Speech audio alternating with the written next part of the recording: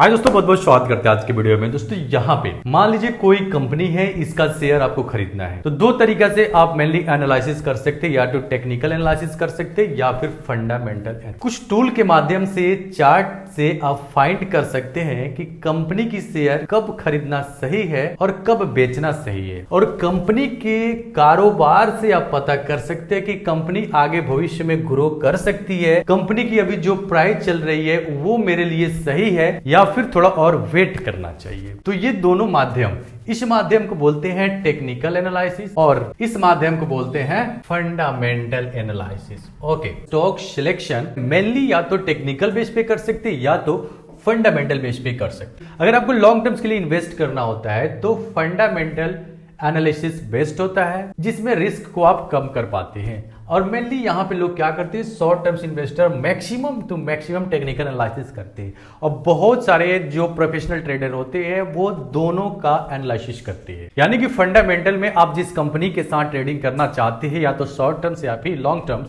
आपको ये तो जानना चाहिए ना कि कंपनी किस बेस पे कारोबार कर रही है और वो सेक्टर आगे चल के डेवलप करेगी कि नहीं करेगी। नहीं तो आप टेक्निकल पे यदि एंट्री ले लेते हैं, पता चला बाद में कुछ न्यूज आ गया कि कर्ज आ गई, गवर्नमेंट की पेनाल्टी आ गई, कंपनी की जो सीईओ है वो रिजाइन दे रहा है, ऐसे ऐसे न्यूज आने लगे, तो क्या होता है, आपका टेक्निकल एनालिसिस वहां पे काम करना तो बंद कर देगा ना। फंडामेंटल एनालिसिस इसलिए जरूरी होता है ताकि आप सेफ एंड सिक्योर अपने रिस्क को लो कर सके, कम कर सकते, और खासकर शेयर मार्केट में इंपॉर्टेंट पार्ट है रिस्क को कम करना। तो दोस्तों आज के इस वीडियो में हम लोग भी फंडामेंटल एनालिसिस को बहुत ही बारीकी से समझेंगे। बहुत लोगों को ऐसा लगता है कि फंडामेंटल एनालिसिस से काफी ज्यादा क्रिटिकल पार्ट्स होता है, इसमें बहुत सारे बैलेंस शीट रीड करने होते होंगे, कंपनी की कई एक रेशियो देखने होते होंगे, यानी कि ये कंपनी की कारोबार देखने होते हैं। तो दोस्तों ये सब कुछ क्रिटिकल नहीं होता है, टेक्निकल से भी आसान है और इंटरेस्टिंग है। आपको ये समझने के बाद ये तो कॉन्फिडेंस फील होता है ना कि इस कंपनी के कारोबार को मैंने समझ लिया, अब इस कंपनी को मैं डिसाइड कर सकता हूँ कंपनी ग्रो करेगी नहीं करेगी।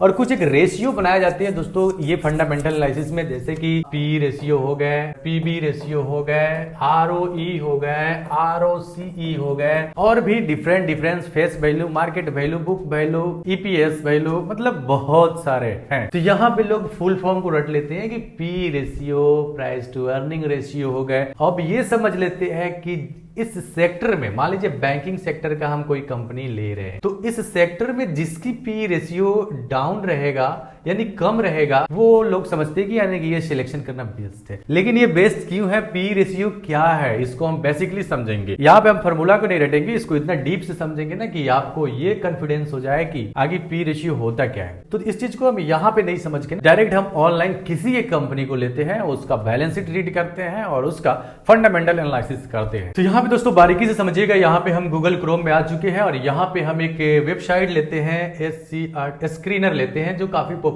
है, बहुत लोग यहाँ पे आसानी से इंटरफेस हो जाता है। यहाँ पे इस साइट को हम ओपन करते हैं, यहाँ पे स्क्रीनर का ऐसा इंटरफेस आया। अब इस पे हम सर्च करते हैं कोई एक कंपनी, चलिए बैंकिंग सेक्टर के एसबीआई, चूंकि काफी पॉपुलर है, सभी लोग इससे तो वाकिफ है, एसबीआई को हम यहाँ पे लेते हैं, ये स्टेट बैंक ऑफ इंडिया। ये अब देखिए दोस्तों इसका पूरा फंडामेंटल एनालिसिस आपके सामने खुल के आ गया। एक एक टूल्स के बारे में हम यहाँ पे चर्चा करने वाले हैं। मार्केट कैप क्या होता है दोस्तों, ये जैसे 7,28,428 crore, that's a very big amount. Company की liabilities, assets, market trade value, सबको लेकर कंपनी की वैल्यू जो होती है उसको मार्केट कैपिटल बोलते हैं, मार्केट वैल्यू बोलते हैं, शॉर्ट में मार्केट कैप बोलते हैं।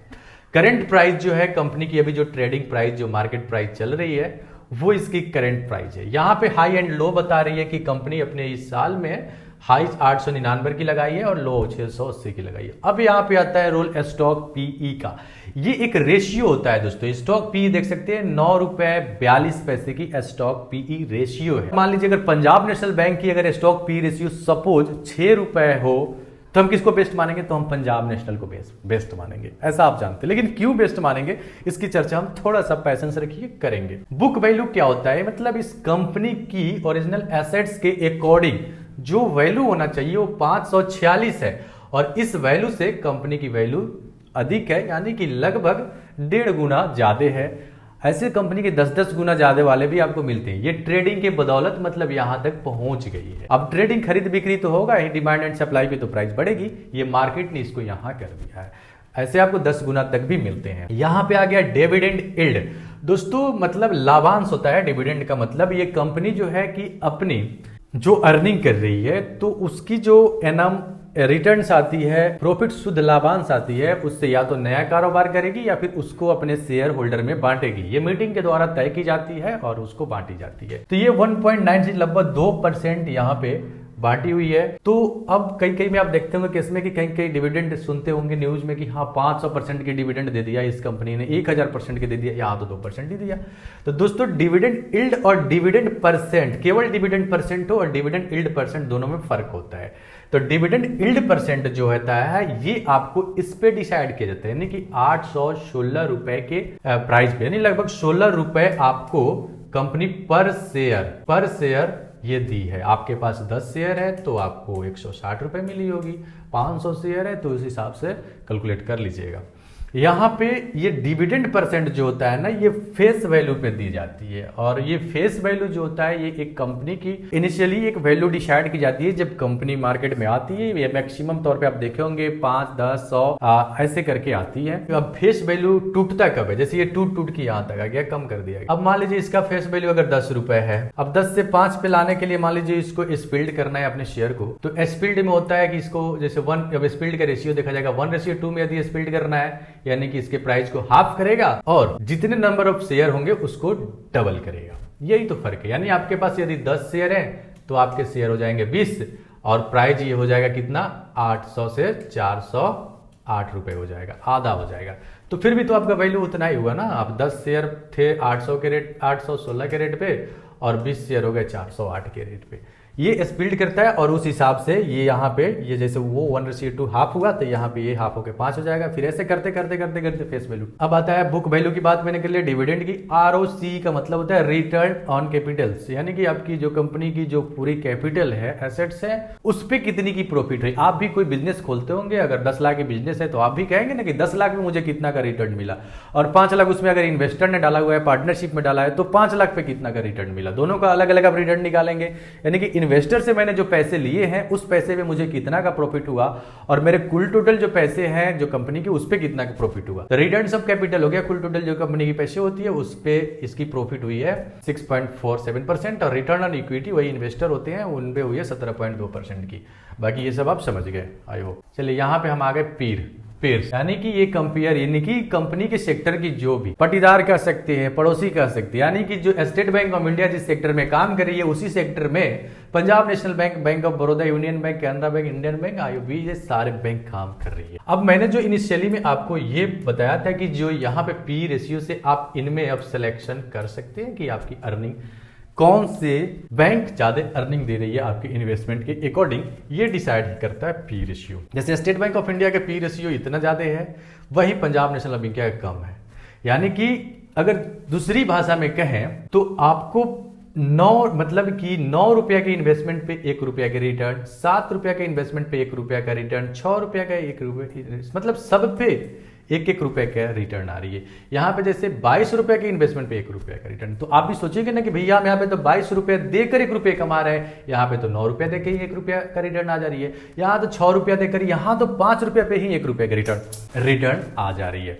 तो ये तो एक सहूलियत आप सिंपल कंसेप्ट में समझ गए ऐसे, लेकिन अब क्यों ये रेशियो कैसे बनाया गया है इसको एक बार देख लेते हैं। तो दोस्तों ये बेसिकली क्या होता है, एक होता है EPS, जिसका मतलब होता है अर्निंग पर शेयर, एक शेयर पे जो अर्निंग होती है। यहाँ पे क्या होता है कि मान लीजिए स्टेट बैंक ऑफ इंडिया ने अपना EPS, मान लीजिए स्टेट बैंक ऑफ इंडिया कह रहा है कि हमारी EPS आ रही है 81 रुपए, तो इसका मतलब हुआ कि एक शेयर पे 81 रुपए स्टेट बैंक ऑफ इंडिया दे रही है। तो सीधे सीधे आप समझेगा, केवल EPS की डाटा देख रहे हैं तो पंजाब नेशनल बैंक कर रही है कि मेरा EPS है 50 रुपया, तो आप समझेंगे कि यहाँ पे एक शेयर पे अर्निंग तो ज्यादा स्टेट बैंक ऑफ इंडिया दे रही है, लेकिन 50 रुपया तो ही दे रही है, तो फिर बेस्ट कैसे हुआ अर्निंग इसका। तो यहाँ पे भी तो आप सोचेंगे ना कि Punjab national state bank of India एक शेयर के लिए 816 रुपए ले रही है, तो पंजाब नेशनल बैंक तो 112 रुपए ही ले रहे हैं, तो 112 पे ही तो 50 आ रही है। तो अब इस रेशियो पे मतलब एक मैथ की कैलकुलेशन होता है ना कि पर 1 रुपए अर्निंग कितना पे आएगी, यही कैलकुलेट किया गया है। यानी कि 81 रुपए यदि 816 रुपए पे हो रही है, एक शेयर के लिए 816 से 81 से डिवाइड देंगे जो भी आएगा ये एग्जाम्पल के तौर पे हम बताए हैं, तो मतलब कि तो ये पता चल जाएगा कि 1 रुपए की अर्निंग पे कितना इन्वेस्टमेंट होता है। ये एक मैथ कैलकुलेशन से पता चल जाएगा, यही चीज है। यानी कि market price divided earning is equal to price to earning. ये आप समझ गए होंगे, नहीं समझे तो यहाँ पे एमपी लिख रहे हैं, market price divided to EPS यानी earning per share is equal to PE, price to earning ratio. ऐसे करके आप निकाल सकते हैं। अब सेम केस आता है दोस्तों यहाँ पे, तो अब यहाँ पे आप समझ गए होंगे कि इस कंपेयर में अगर ईपीएस के बेस पे आपको सिलेक्ट करना है तो बैंक ऑफ बड़ौदा, इससे भी सस्ता ये कैनरा बैंक काफी सस्ता है, नहीं 6 रुपए के लगभग इन्वेस्टमेंट पे आपको मिल जा रही है 1 रुपए के रिटर्न, यानी कि इसका अर्निंग ज्यादा है। यह स्पष्ट होता है कि कैनरा बैंक अर्निंग अभी ठीक ठाक कर रहा है। यहाँ पे देखिए मार्केट कैपिटल सबकी दी हुई है कि कौन कितनी बड़ी कंपनी है, कौन कितनी छोटी है, सब दी हुई है। डिविडेंड की भी आप देख सकते हैं, जो मैंने बताया था सबसे ज्यादा डिविडेंड कौन दे रही है उसकी भी दी हुई है। यहाँ पे एक चीज और आता है, net profit NP quarter RS. एक क्वार्टर में मतलब 3 महीने में कितने की प्रॉफिट कौन कौन कमाई है ये दे रही है। एक चीज आ रही है क्वार्टर प्रॉफिट वार। इसका मतलब ये दोस्तों है ना दोस्तों, एक टारगेट, जैसे कि कोई कंपनी डिसाइड करती है ना कि मुझे इस क्वार्टर में लगभग 8 लाख रुपए कमाना है, तो कंपनी 8 लाख ना कमा के 6 लाख ही कमाई, 2 लाख कम कमाई, तो वो 2 लाख कितना परसेंट कम कमाई, वही यहाँ पे परसेंटेज बार होता है। स्टेट बैंक ऑफ इंडिया ने अपने क्वार्टर में जितना का सोचा होगा कि हमें इतना अर्निंग होना चाहिए, उससे 8.34% की कम अर्निंग हुई है, वही बार दिखा रहा है। बाकी की यहाँ पे पॉजिटिव में है नहीं कि उसकी सोचे हुए टारगेट से ज्यादा की यहाँ पे अर्निंग हो गई है। पंजाब नेशनल बैंक में देख रहे हैं 50% ज्यादा की अर्निंग हो गई है, वही सबका यहाँ पे दिखा रहे हैं। सेल क्वार्टर अब देख सकते हैं कितना का सेल हुआ है, सेल क्वार्टर वार परसेंट देख सकते हैं कि सेलिंग तो अच्छा इसका भी हुआ है, सबकी पॉजिटिव सेलिंग है। आरओसी रिटर्न्स ऑन इक्विटी सबका देख सकते हैं। यानी कि इस पेयर से भी आप उस सेक्टर की कुछ टॉप मोस्ट कंपनीज की में से आप सिलेक्शन कर सकते हैं कि आपके लिए बेस्ट कौन है, कारोबार किसका कौन ज्यादा है, किसका सेल ज्यादा हो रहा है, किसका टारगेट से ज्यादा हो रहा है, किसका रिटर्न अच्छा है, किसका प्रॉफिट अच्छा है। आई थिंक दोस्तों कि यहाँ पे आप समझ गए होंगे, ये सब फंडामेंटल एनालिसिस की एक पार्ट होते हैं। यहाँ पे दोस्तों अब आती है क्वार्टरली रिजल्ट। तो अब थोड़ा सा ये बैलेंस शीट की एक पार्ट हो गई कि मान लीजिए अब यहाँ पे देखिए दोस्तों क्या है, रेवेन्यू इंटरेस्ट एक्सपेंस, यानी कि कंपनी जो है ये अपनी क्वार्टरली रिजल्ट जैसे मार्च जून जैसे कि 3-3 महीना की ये सारे डेटा दिए हुए हैं। यहाँ पे कितनी की रिवेन्यू जनरेट की है प्रत्येक 3-3 महीना में, यहाँ पे आप इससे अंदाजा लगा सकते हैं कि किस में बढ़ रहा है, किस क्वार्टर में घट रहा है, इंटरेस्ट कितनी की आ रही है, ये सब कुछ कैलकुलेट करके फाइनेंशियल प्रॉफिट देख सकते हैं कि इसकी फाइनेंशियल प्रॉफिट लॉस में जा रही है, सब में माइनस में। लेकिन वही केवल नहीं होता है, फाइनेंशियल मार्जिन देख सकते हैं यहाँ पे माइनस परसेंटेज है। अब यहाँ पे एक चीज और कवर कर देता है, अदर इनकम। अदर इनकम इसकी स्टेट बैंक ऑफ इंडिया की इतनी आ रही है, इस क्वार्टर में इतनी थी, जिससे यहाँ पे देख सकते हैं प्रॉफिट बिफोर टैक्स, टैक्स के पहले इतनी थी और 28% नेट टैक्स देने के बाद में नेट प्रॉफिट 10,151 करोड़ की थी उस क्वार्टर में मार्च 2022 में। फिर नेक्स्ट क्वार्टर में और कम हो गई 7,796 की जून 2022 में। ऐसे क्वार्टरली करते करते अब लास्ट यहाँ पे 25 में देखिए ना, अभी जैसे कि पिछले क्वार्टर में दिसंबर वाले क्वार्टर में 19,484 करोड़ की प्रॉफिट थी, तो यहाँ पे आ गई इस वाले क्वार्टर में मार्च 2025 वाले में 20,300, यानी कि पॉजिटिव साइन यहाँ पे दी है, बड़ी है। उस प्रकार से शेयर पे भी अभी बढ़ने की इजाफा डायरेक्शन देखने को मिल रहा है। कुछ एक ग्लोबली कारण से भी शेयर गिरते हैं, तो अगर आप बैलेंस शीट पढ़े रहेंगे तो आपको लग जाएगा कि भाई कंपनी तो काफी स्ट्रॉन्ग कारोबार कर रही है ग्लोबली, या फिर किसी न्यूज वूज की वजह से गिर रहा है, तो इस गिर रहे अपॉर्चुनिटी का मुझे लाभ लेना चाहिए क्योंकि कंपनी की कारोबार अच्छी है। तो यही सब तो ट्रेडिंग होता है, क्योंकि आप फंडामेंटल एनालिसिस जाने रहेंगे तो ये डिसीजन आप आसानी से ले सकते हैं। आई होप दोस्तों कि यहाँ का भी कंसेप्ट आपको क्लियर हुआ होगा। थोड़ा सा हम इसको आगे चलते हैं। अब एक आता है प्रॉफिट एंड लॉस, और वहां पे जैसे मैंने क्वार्टरली देखा था ना, तो सेम यहाँ पे एनुअली वही चीज को यहाँ पे आपको बताया गया है। जैसे मार्च 2014, 15, 16, 17, 18, 19 से 25 तक ले, तो इसी तरह से हम साल का भी देख सकते हैं। प्रॉफिट बिफोर टैक्स इतना, नेट प्रॉफिट आफ्टर टैक्स 14, 17, 13 यहाँ पे कम हो गया यहाँ तक देखिए ना। जैसे पिछले साल 2024 में 69,543 करोड़ की थी, तो अभी 2025 में मार्च तक की डाटा में 80,523 करोड़ की प्रॉफिट जनरेट कर ली है। तो ये नेट प्रॉफिट यहाँ पे हमने देख लिया। ईपीएस की मैंने जो बात की थी, ईपीएस आरएस जो देख सकते हैं यहाँ पे, जैसे कि अर्निंग पर शेयर इसकी 18.99 थी। ऐसे करते करते यहाँ पे देखिए लगभग मैंने ठीक ही किया था, यानी 86.91 इसकी अर्निंग पर शेयर है ईपीएस। मैंने वैसे तुक्के में आपको समझाने के लिए अंदाज पे वो 81 रुपये मैंने लिया था, कोई बात नहीं। डिविडेंड का देख सकते हैं कैसे कैसे बढ़ते बढ़ते देखिए यहाँ पे क्या है, डिविडेंड पे आउट है ना, डिविडेंड यील्ड नहीं है, देख सकते हैं 859%। डिविडेंड का सीन देख सकते हैं। अब आते हैं यहाँ पे दोस्तों एक चीज और है बैलेंस शीट।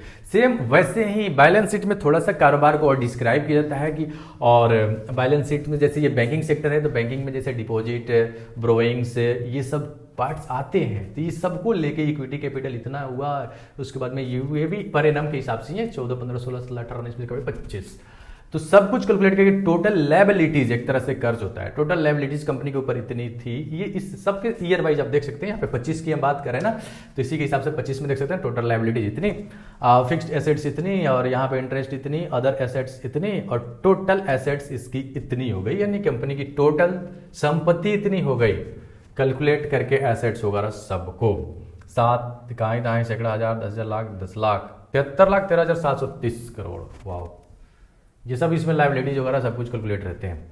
कैश फ्लो की बात कर ले तो कैश फ्लो तो आप समझते ही है ना कि कंपनी की कैश फ्लो काफी मायने रखता है, कि आप कोई भी बिजनेस करते हैं तो कैश फ्लो होना चाहिए आपके, मतलब आप दुकानदारी कर रहे हैं तो आपको प्रॉफिट का बचा हुआ कुछ पार्ट कैश के रूप में, मतलब कुछ पार्ट्स रहना चाहिए जो कि जैसे कि आप पूरे के पूरे पैसे लाए, पूरे के पूरे बिजनेस में झोंक दिए, आपके पास अभी तो बचा नहीं ना कुछ कैश फ्लो। मान लीजिए कोई इमरजेंसी आ गई, कोई अपने एम्प्लॉय की अचानक से बढ़ाना पड़ा, पेमेंट देना पड़ा, तो जब कंपनी के पास कैश फ्लो नहीं रहता है तो इस चीज को मैनेज कैसे कर पाएगा। तो कैश फ्लो एक इंपॉर्टेंट पार्ट होता है, तो इस भी आप देख सकते हैं per year wise cash flow का डेटा दिया हुआ है। Cash flow from operating activities, cash flow for investment activity, cash from the financial, net cash flow. आप देखिए यहाँ पे करते करते कंपनी के पास कैश फ्लो कहीं ना कहीं ठीक ठाक है। पिछले साल तो कैश फ्लो एकदम से कम हो गई थी, उसके पिछले 23 में तो एकदम से खत्म हो गई थी, लेकिन फिर कंपनी अपने आ गई है अपने टारगेट पे। यहाँ पे देख सकते हैं 8,260 से 3,33,000 इतनी कैश फ्लो कंपनी के पास है, यानी कि आपद विपद सबको कंपनी मेंटेन कर सकती है, उसके पास इतने एक्स्ट्रा में पैसे रह रहे हैं, मतलब प्रॉफिट को यूज करने के बाद में, सब कुछ के बाद में। रिटर्न ऑन इक्विटी ROE, उसी का डेटा दिया है कितना परसेंट किस ईयर में। अब एक चीज और आता है फंडामेंटल एनालिसिस की, जो कंपनी है इसका शेयर होल्डिंग पैटर्न, किसने कितना शेयर लिया है। प्रमोटर का मतलब हो गया कि एक तरह से कंपनी के मालिक जो कंपनी को रिप्रेजेंट कर रहे हैं, प्रमोट कर रहे हैं। तो यहाँ पे ये भी ईयर वाइज, ये भी क्वार्टरली है कि इस क्वार्टरली में कितना चेंज हुआ है करते करते। तो आप देख सकते हैं कि प्रमोटर के पास अभी के डेट में बता रहे हैं 57.43 था। एक चीज इसमें ये मायने करना होता है कि जैसे पता चलता है कि प्रमोटर की शेयर कम हो रही है, तो ये इंडिकेट मिलता है कि प्रमोटर अचानक से इस क्वार्टर में अपने शेयर को कम क्यों कर दी, बेच क्यों रही है, कुछ ना कुछ तो कारण होगा। तो फिर डिटेल्स देखना आदमी शुरू कर देता है।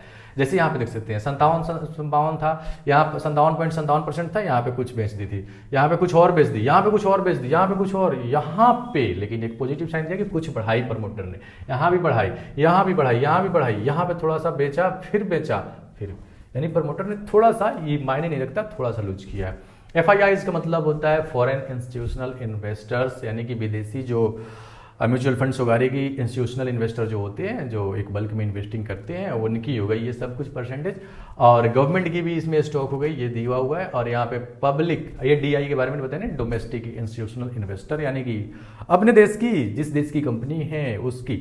डोमेस्टिक का मतलब क्या होता है, डोमेस्टिक का मतलब ये होता है घरेलू। पब्लिक के पास शेयर कितना है, इतना इतना इतना इतना इतना इतना इतना। नंबर ऑफ शेयर होल्डर्स कितने हैं वो सब कुछ बता दिया।